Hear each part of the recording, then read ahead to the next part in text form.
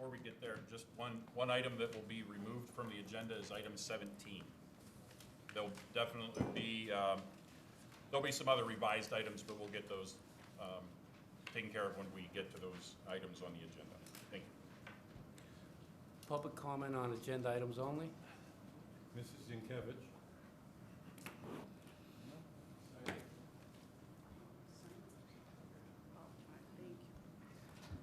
Item number 52, what are the salaries for those positions?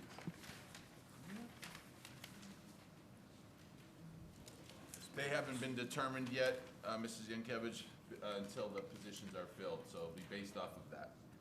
All right, thank you. Number 61 and 62, is that the new field house you're planning on constructing, the new $20 million one? I'm sorry, Ms. Yankovich, what number? Number 61 and 62, is Okay. that for the new field house? So 61 is for the, yes, the field house, which is located behind Our Lady of Grace Cemetery and the track. 62 has to do with back in 1999, when the underground gas and diesel fuel tanks were removed, DEP or EPA, I think it was DEP at the time, there was no closure to that contract. And to say that there was not unsuitable soils, so that has to be redone, recompleted. All right, thank you. Number 105, at the committee meetings, it was listed as creating the job and job description, and now you're appointing someone. I just wondered why you weren't creating the job description first. What was that come out? Number 105. 105. Number 105 was created last month. It was? Yes. Yes. Oh, because on April 11th, on the Finance Committee, it says approve creation and job Yeah, description. that was an error. That was copy Oh. paste, but it was done at the March meeting. And number 106, what is the salary for that position? This coordinator, security. That would be the same, because we have yet to fill the position, so we'll All right. post for it when we get there, the qualifications, then we'll base the salary on. All right, thank you. Sure. Anyone else? No, that's it.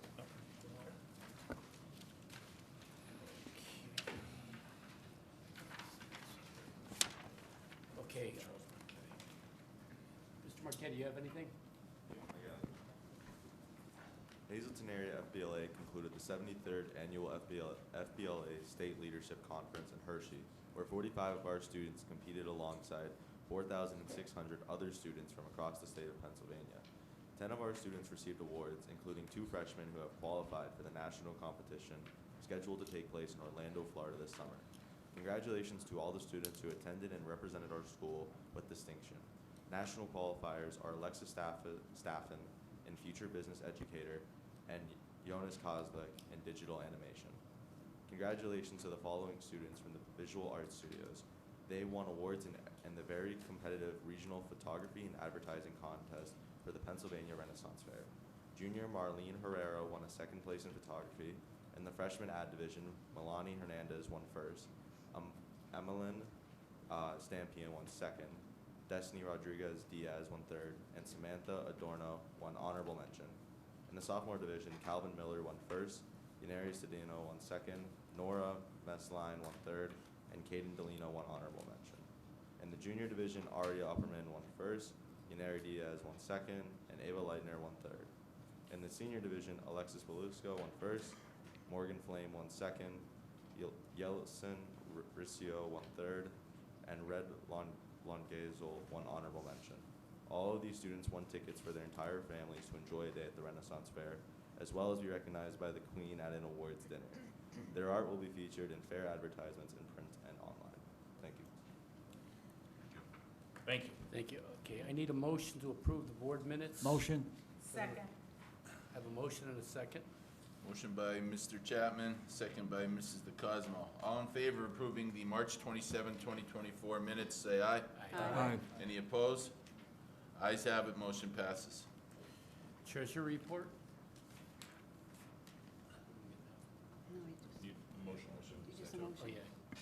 Do I have a motion to approve? I'll make the motion. Okay, have a motion and a second. Motion by Mr. Szymanski, second by Mr. Barletta. Yeah. All in favor of approving the March 2024 Treasury Report, say aye. Aye. Any opposed? Ayes have it, motion passes. Dr. Uplinger. All right, thank you. On page 1, under Curriculum and Instruction Career Center, approve items 1 through 10 with one motion. Motion. Second. Comment. Once again, I would request that we take a look at the productivity of this particular, of number 1. We are doing student teaching at no charge to the colleges. They're collecting tuition. What is the yield? Are we getting anything for the work that we're putting in, that our teachers are putting in? And if that can be provided, I would appreciate that very much. Yeah, there is a new program out that these student teachers will be paid, not by the district, but by the state. There's money that's coming through, and it'll be, I forget the, Dr. Patty, do you remember the exact, I don't remember the name of it right offhand? They're supposed to be paid a stipend, Yeah, right. and our teachers do receive, some universities do give back professional development classes for those teachers that take a student teacher. So they are getting education for that. Thank you. Okay. Anyone else? Okay, all in favor of approving items 1 through 10 with one vote, say aye. Aye. Any opposed? Ayes have it, motion passes.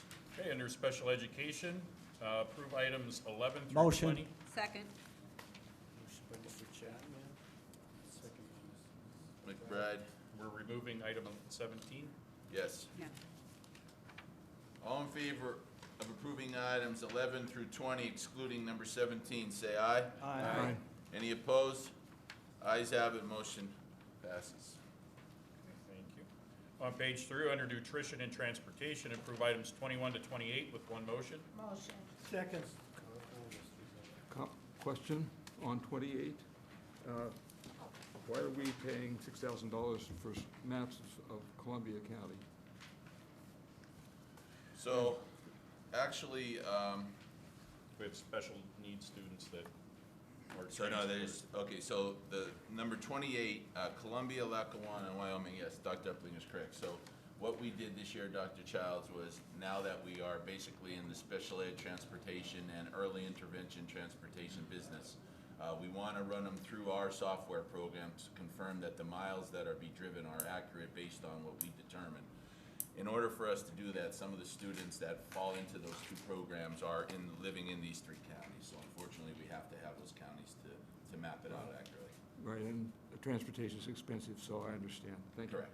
Thank you. Anyone else? All in favor of approving items 21 through 28 with one vote, say aye. Aye. Any opposed? Ayes have it, motion passes. On page 5, under Facilities Capital Projects, approve items 29 to 37 with one motion. Motion. Second, before we vote on this, Mr. Zola, could you come down to the podium, please? Since these weren't on the committee agenda, could you just give us a brief, forget about the wax, what these repairs we're gonna be undertaking this summer? So, number 32 is for the brick on the front stairs of the castle. So on the 2 sides of the castle, on the staircase going up, the brick is falling off.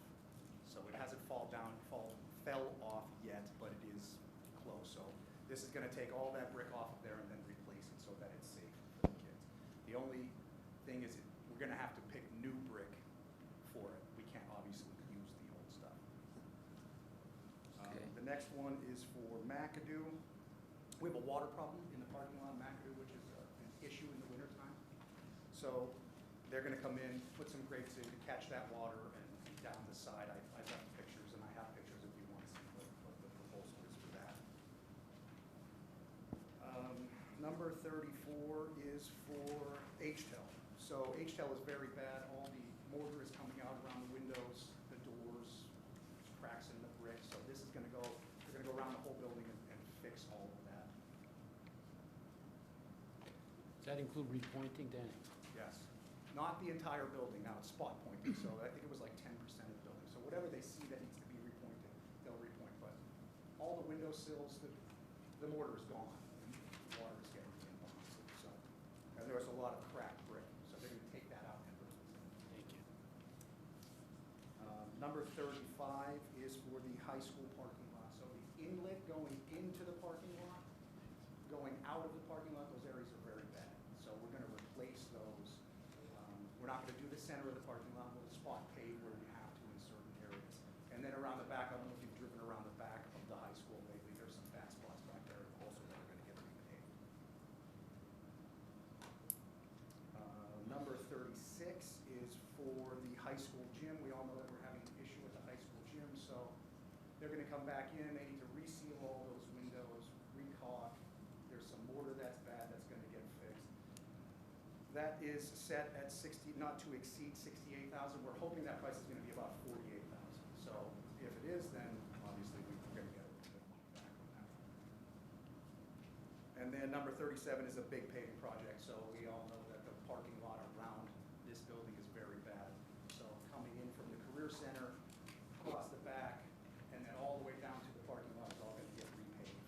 And then we're gonna spot pave in the student parking lot, we're gonna spot pave in the career center parking lot, and we're gonna spot pave around the front of the career center. Are they going over what we have, or are they gonna mill They're it gonna down? mill it. They're gonna mill it They're gonna down? mill it. So we're doing it right. We're gonna mill it down, we're gonna pave it the right way.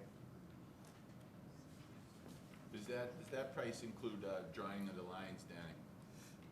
We won't have any lines to draw because it's basically all parking lot. But I'll make sure that they add in for, if anything that they hit in the parking lot, we'll take care of. Okay. Mr. Corrado haven't paid any question. Okay. Is there any stipulation as to the grade of asphalt being used, the quality of asphalt being used?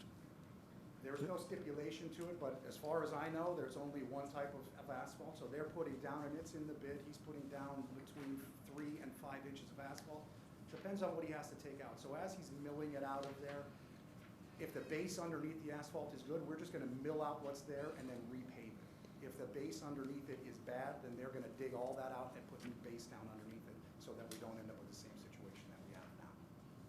So is this number number gonna move The at all? number's not really gonna move. What's gonna happen is, what he doesn't use, we're gonna use elsewhere. We have potholes and paving that needs to be done everywhere on campus, so as we need it. And then if there's nothing left, then we'll get some back. Bobby, all this money was budgeted. Correct, that's out of the current budget year we're in. Thank you. Anyone else? Thank you. Thank you, Danny. Thank you, Danny. Okay, all in favor of approving items 29 through 37 with one vote, say aye. Aye. Any opposed? Ayes have it, motion passes. Okay, page 6, under technology, approve items 38 Motion. to 41. Second. Jimmy and Okay, any questions, items 38 through 41? All in favor of approving items 38 through 41 with one vote, say aye. Aye. Aye. Any opposed? Ayes have it, motion passes. Under student activities and athletics extracurricular, approve items 42 and 43 with one motion. Second. Item number 42, letter C, remove volunteer. Remove the word volunteer, please. Okay, all in favor of approving items 42 and 43 with one vote, say aye. Aye. Any opposed? Ayes have it, motion passes. On page 7, approve items 44 through 64 with one motion. Motion. Second. Linda and Eddie. I'll give you just a couple seconds to look through those. I would,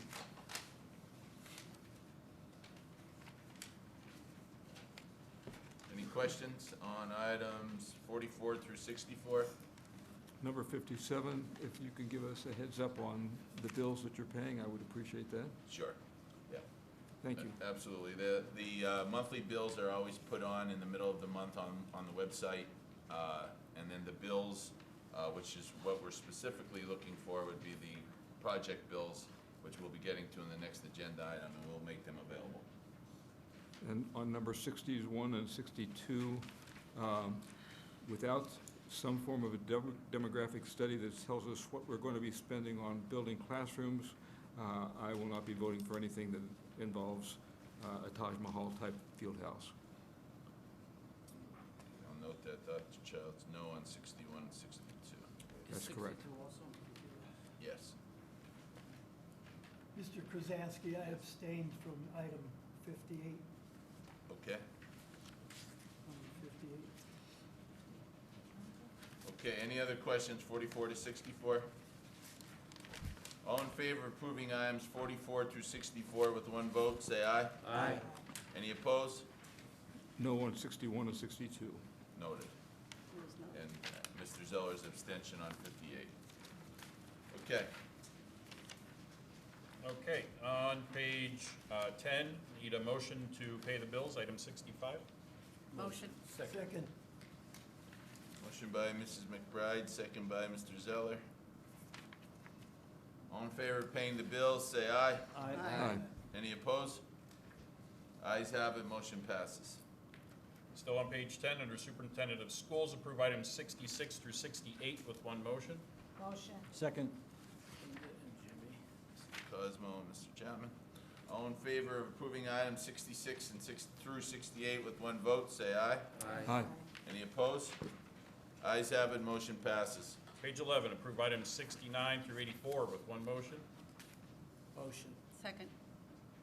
Oh, and Mr. McBride. Any questions on items 69 to 84? All in favor of approving items 69 through 84, say aye. Aye. Any opposed? Ayes have it, motion passes. On page 12, approve items 85 through 97 with one motion. And I'll, go ahead, Yeah, what's the and then name? I'll add the names. Make a motion. Mr. Bonomo and Mrs. McBride. Yep. On item number 95, letter B, the G should be lowercase. Bedgira, and I'm not gonna try that because I'll tear it up. Item number 97, the name for the space should be Megan Gale. Megan Gale, Gale.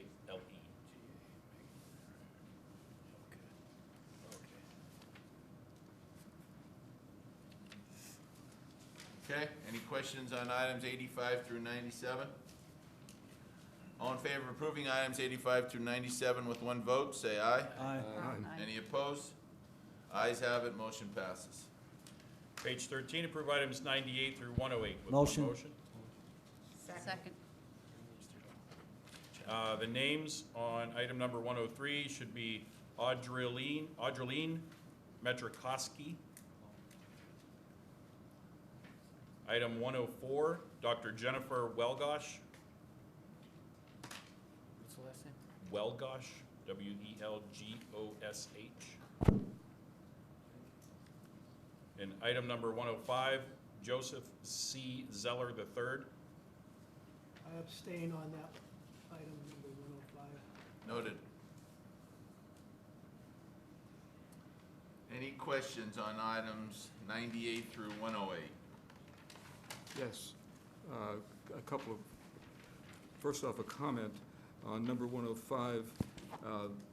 That is a 1099 vendor, and am I under the impression that the business office is requesting this?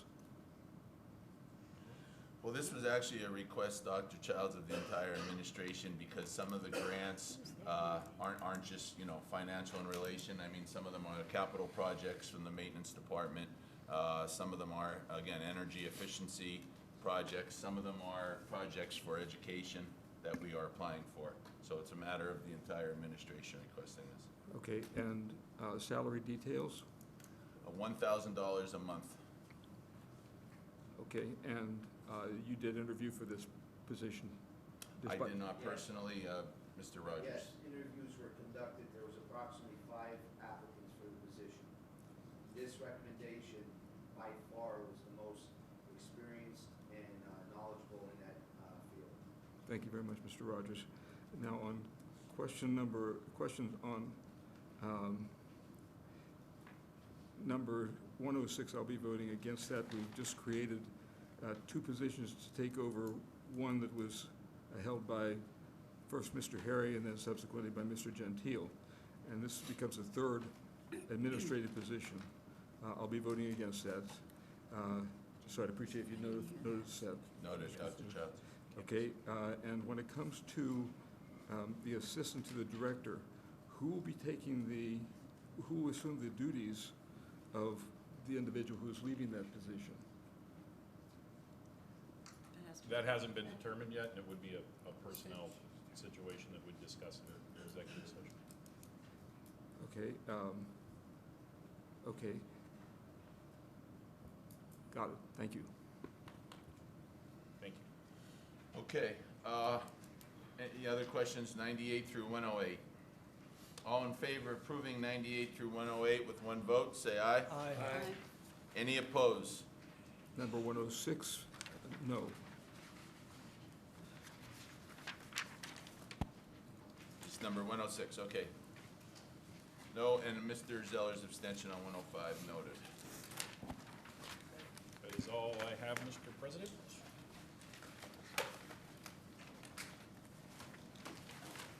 Anyone from the audience have any comments?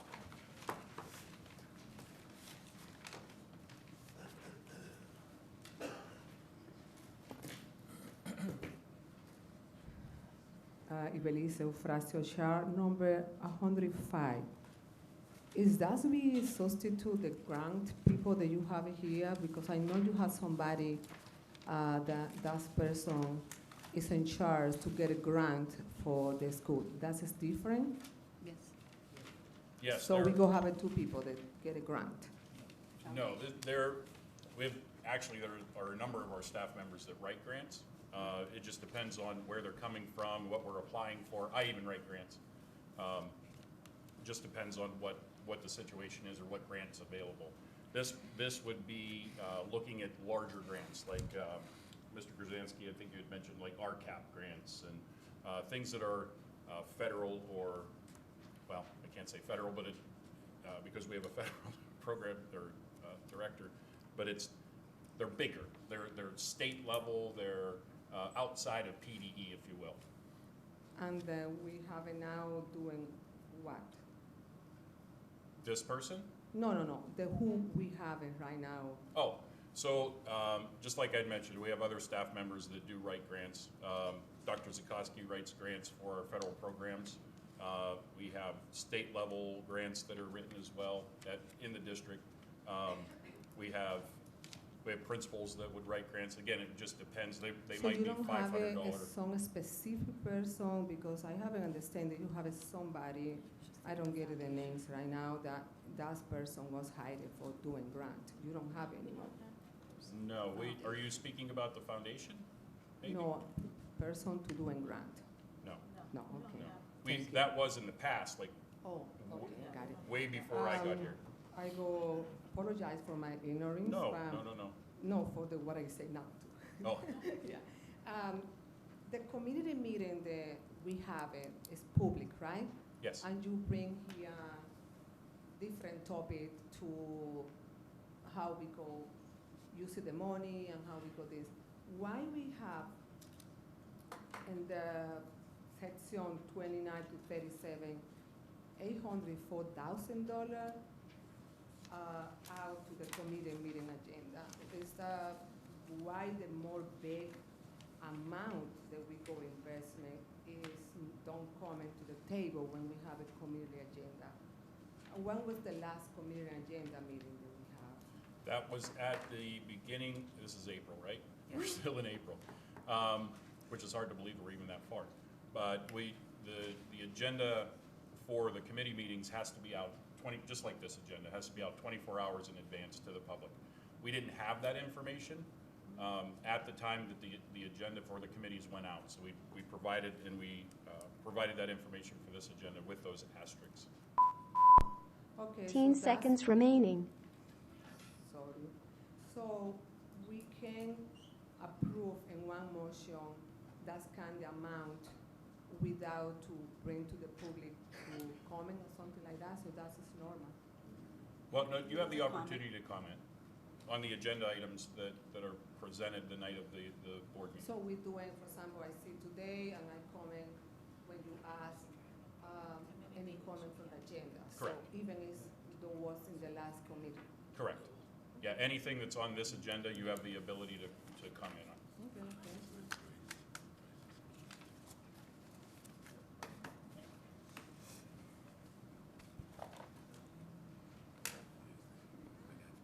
Janet Crenshaw from Township.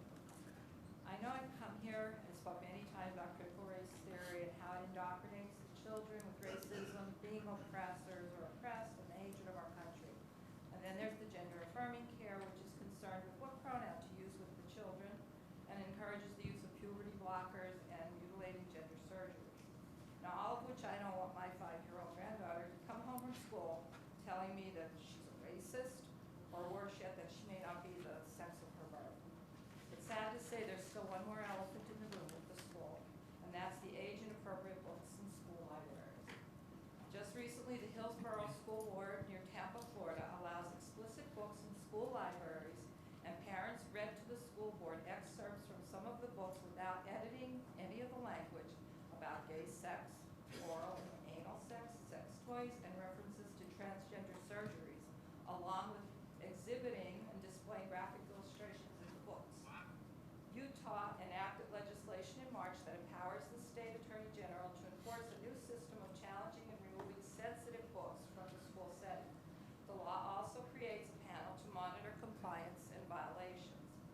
In Idaho, the governor is soon to sign a bill that empowers local prosecutors to bring charges against public schools and school libraries if they don't remove harmful materials away from children. Now, I've been told that I cannot go into our libraries and see if there's any age-inappropriate books there. So I was thinking maybe what I need to do is get some of these books and bring them to the school board meeting and start to read them and show the illustrations and, you know, read them out loud. But I'm sure I would be stopped and I would be escorted out of the meeting and be chastised for doing it before mostly adults who are here and would find it offensive. But yeah, the same books are okay for young children to read. So I was thinking the answer might be that committees, which I was told that review the books, and hopefully it's the library books too, that there should be a book rating, just like in the movies. This would determine age appropriateness for the children. And after all, someone under 17 can't go to an X or an R-rated movie. Now, I'm not supporting or encouraging the banning of books, but more so controlling access of these books in school. In reality, do you think it's advantageous for young children to read books about different types of sexual encounters? I think not. But it's also important to remember that all of these issues, critical race, gender affirming, and age-inappropriate books are all endorsed and promoted and encouraged to be used by Joe Biden and his administration. So I just have a few questions. Now, I'm sure, do you all believe that there are age-inappropriate books that are in existence and in school libraries? And if you're saying yes, well, who decides to choose these books and that are placed in the library? 15 seconds remaining.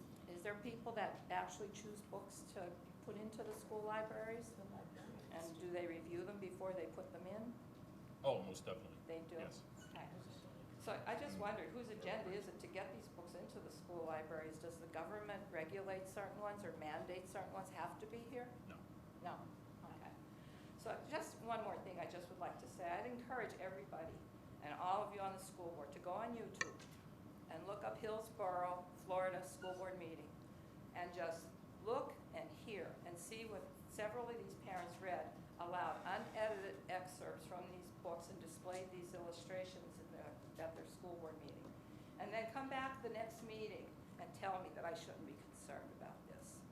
And instead, maybe you could just tell me that they don't exist in our libraries. That would even be better yet. Or better yet, just vote all these people out that are I doing think, this. you know, we're not banning you from going to the library. I believe, like, during off hours when there's no students in the school, perhaps in the summer, if you wanted to be escorted into the library and you want to take a look at in one So of these you tell- libraries. Well, I was told I couldn't go. Well, no, I don't think, no, I think what the appropriate provisions made, you could probably visit any of the libraries you choose. We could, it would probably be easier to provide you with a list of the books that we have.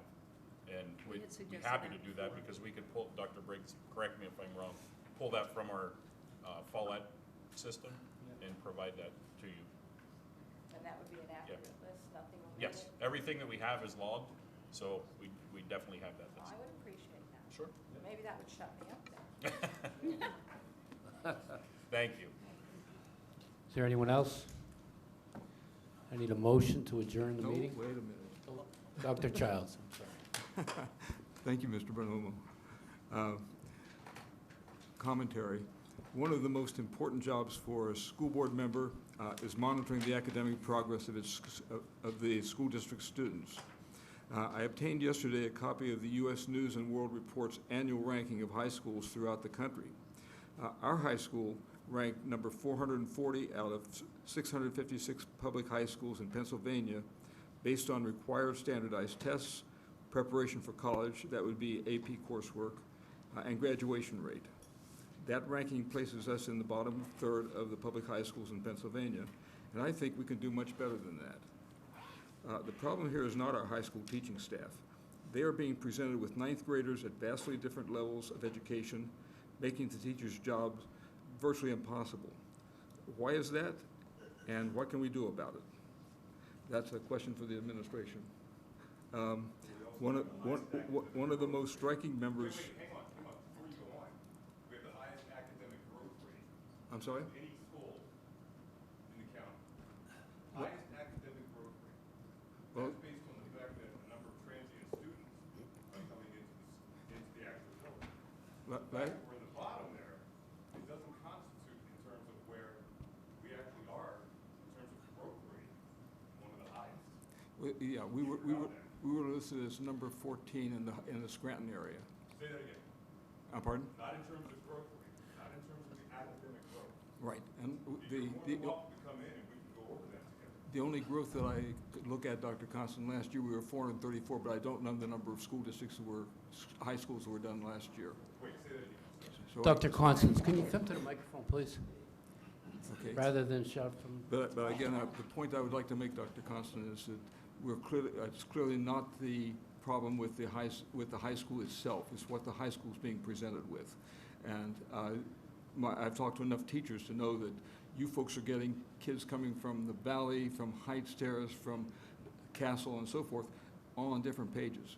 Right. And that is a very, very difficult situation to be a We're teacher. also getting students that are coming in to ninth grade that are 17 years old without any education. Correct. And that puts us in a huge disadvantage of any assessment. And that assessment, they have to be here for basically a year before they get the assessment in English. So it is provided in Spanish to some extent. And correct me if I'm wrong. But the biggest disadvantage that we see in this district is that we are provided with students, and we are not permitted to turn them away, which is totally fine. And I've said this a million times, we don't care who comes, we don't care how many come. We will provide them the best education we can and the best education they're able to get themselves, because every student learns differently, every student learns at a different rate, a different pace. One might be a kinesthetic learner, one might be verbal, one might be auditory. It depends on the kid. Right, again. So there are many different factors in the education of a child, and we can't base what we do as educators or the community on a stupid test that is only given one child or one time. And I'm not yelling at you. I'm getting frustrated because I can't stand this assessment.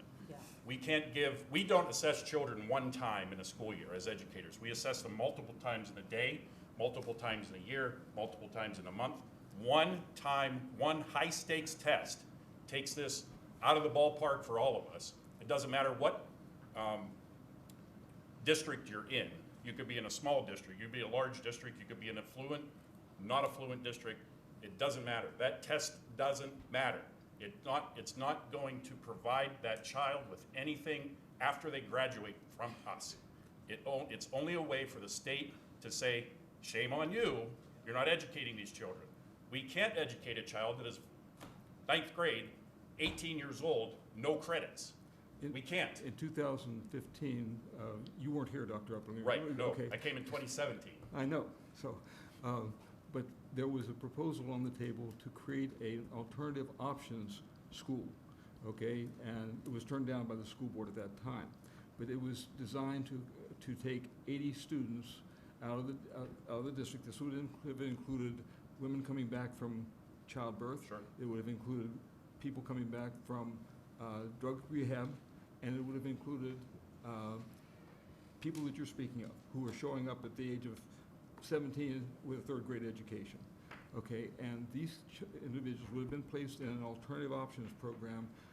At that time, it would have been right across from where the WebCore building and the other building is right now. Right, okay. We turned it down. Right. Maybe we should revisit that, because that's a way of getting your classrooms to the point where the teachers can teach, and they don't have to worry about Right. 17 years old arriving in January. And I do not disagree with you. We have to come up, as a group, come up with a solution to the situation that we have. And again, I don't care what kids come, I don't care how many come, it doesn't matter. We're educators, that's our job, that's what we do.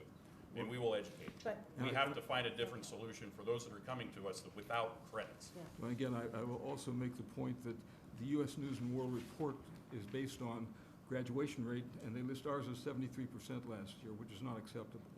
Okay, we need to find out. Right, but don't we forget need to one fi- thing. we You're need to talking find about out why students that's- yeah, who are coming Okay. into the building, coming into the district, right. from out of the country, from various places. When you take the number of students, the percentage, Right. for those students who started, say, third grade and traversed right up through 12th grade, the percentage in terms of graduation is almost 95%.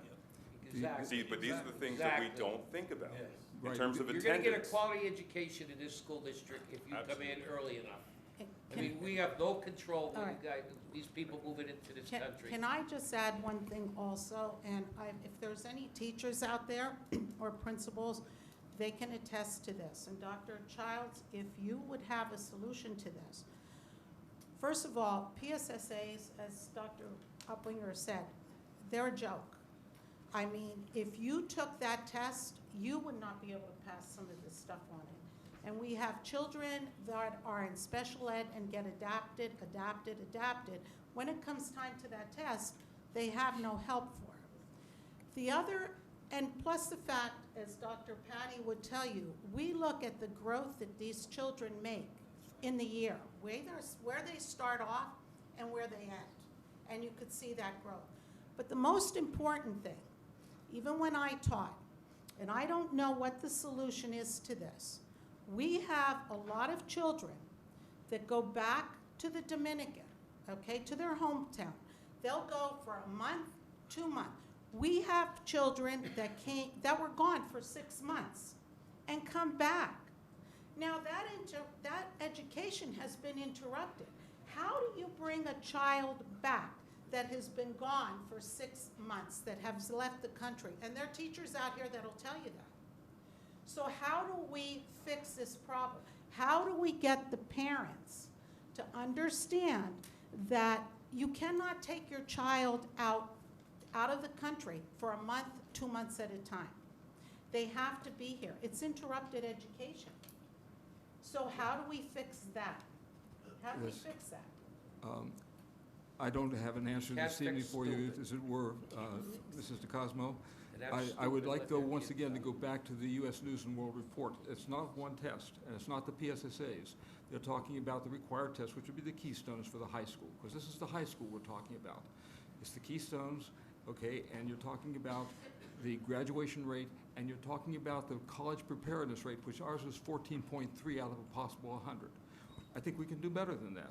That's the point that I'm trying to make this evening. I'm not saying that I have the answers. That's ultimately the administrators end up doing the analyses and they come up with the answers. But my point is that I think we can do better than what we're doing at this point in time. I think there are ways, and I would look to our administrators to help guide us. And I don't disagree with you. That's a double negative, so I apologize.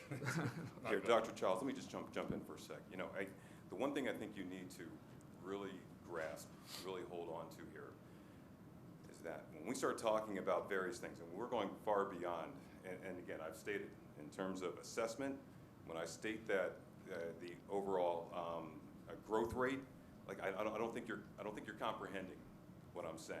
I think you're having a little trouble with that. The growth rate in terms of where we were and where we are now is 100%. 100%. That's in bio. That's in algae. That's in English. 100% growth rate.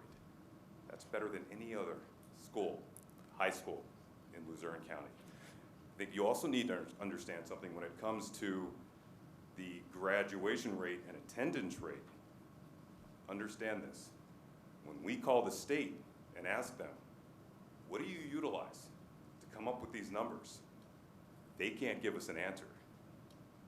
I've been doing this for 6 years. We are ATSI. We're designated ATSI because of our attendance rate and because of graduation. They can't answer my questions. Yet we're out there every single day, teachers, everyone across the board, coming up with a plan, individual plan, to make things better, as you're saying, and to bring about a better attendance and graduation rate. Yet when we know, and we're going to educate every child that walks into that building, whether they're 17 or whether they're 19, which we've been getting, 19 years of age, 1 credit. Yet they're calculated in with all the numbers. And then we have to read a report from U.S. News and World Report stating that we're graded at a lower level than we should be, when Crestwood doesn't have to worry about these types of numbers and transient populations coming in. Dr. Constant, I wouldn't have your job for the world, but thank you very much for what you do. Sometimes I don't know if I would. I will point out that the big drop-off in our student population at the high school is between 9th and 10th grade. So when you're calculating 73%, you're saying those who enter 9th grade and those who end up graduating, there's a big drop, but why is it? And I haven't gotten an answer for that. I've heard the hypothesis that students are leaving for work at the end of 9th grade, and perhaps that's true. It could be based on age. But somebody needs to sit down and provide a survey that gives them to the 9th grade students, and you say, are you going to be here next year? And if not, why aren't you going to be here? Is it the coursework? Is it the cultural environment? Is it the family's need for money? What's going on?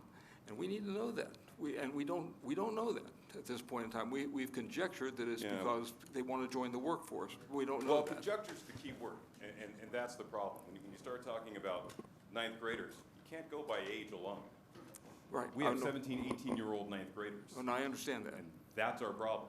Right. And listen, we're going to continue teaching every student in that building. That's our job. So despite all the reports, we're going to continue teaching because as of right now, this year, going into distinguished grad time period, we have almost 125 distinguished graduates across the board. Across the board. We had 135 last year. That's out of 800 students. These are outstanding young men and young ladies who are doing just an incredible job. And the fact that we are at 100%, again, with the growth rate, you and I, we can sit down and we can look at that. I can show you exactly how those numbers are brought to light. I can explain that to you to show you that if those numbers were lower, then we wouldn't be doing our job. So the fact that we are at 100%, everyone's doing their job. And again, do look carefully at the science, the science report on that U.S. News and World Report, if you would please, and you'll be disappointed. Okay. Well, science across the board, across the state. Yeah, well, again, we're considerably lower than the usual in the state. Yeah. I would commend you on the individuals that you graduate who do wonderfully well. It's those other ones that I'm worried about. And well, we worry too. And I would appreciate very much anything you can do that would help us understand why and help us understand how to improve it. We'll always work on that. Thank you very much. Thank you, Dr. Constant. Doc, one thing, that podium he just walked away from. We have not had one parent or guardian come down in years to tell us that the system failed, that we failed their kids. So, I mean, these administrators and teachers, I feel, are doing a fabulous job. We have yet, anybody come down to here to say, we've, at the Hazleton Area School District, failed their child? I mean, so I think a lot of it starts at home. A lot of these parents are not getting involved with the child's education, and they can't blame us, because we're throwing everything at it we can. I agree with you, Ed, completely. And again, parent involvement, I think, is a huge, huge factor here. And how to accomplish increased parent involvement, that is critical. That is critical. So. All right, that's the biggest. I would like to say something because I think so I am the only Spanish people here now, and you have some question about, because majority of you don't know our culture, so if you permit to me, I don't bring pen and paper, so I go see. I don't know what you're Edward, I saying. don't know how to pronounce your last name, so I go say Mr. Edward. That's okay with you? Yes. Okay, or what Linda say about how it's possible they take 1 or 2 months, that is unacceptable. It's what? I agree with you. They don't support that. They need to be responsible for the education, but I think so you as a school board member, you can change the policies that you have in the school. It's a simple. They take 1 or 2 months, let it go out. We You do. let it go out. If you We're can not do it, allowed. if you, they need a go job. When they don't have it, who take care of the kid, they let the kid in the house, send it to the police or whatever. So we need to, or doing the alternative school with kids.